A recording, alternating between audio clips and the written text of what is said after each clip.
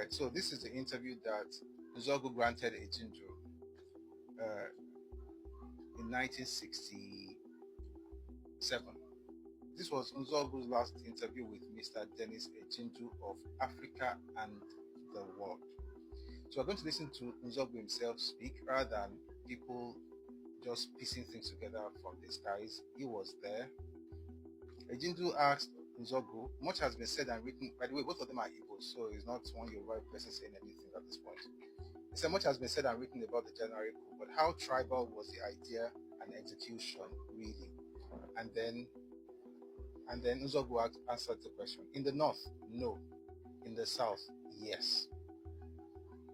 The person who planned and executed the coup says in the north there was no tribal considerations, in the south there was. So like I said yesterday, the thing that you cannot change is that Nzeogwu himself was nationalistic.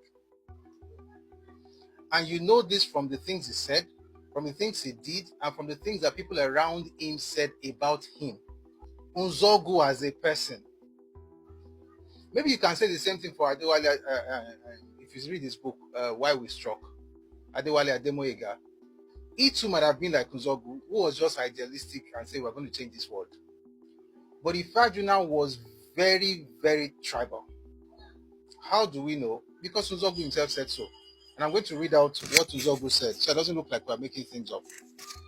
This is what Nzeogwu said. He said, in the north, no tribal consideration. In the south, yes.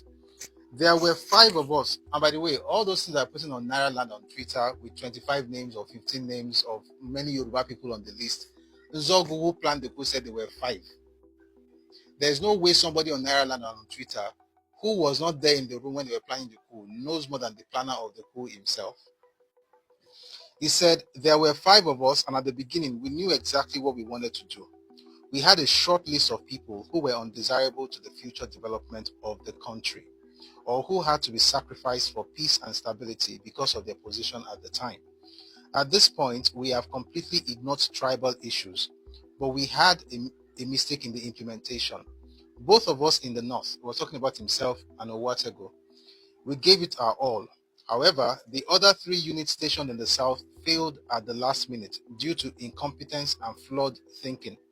The eldest of them, talking about Major Emmanuel Ifeanyi, commanded the entire brigade and had all the pretexts and opportunities in the world to mobilize his troops anywhere, in any way, and at any time.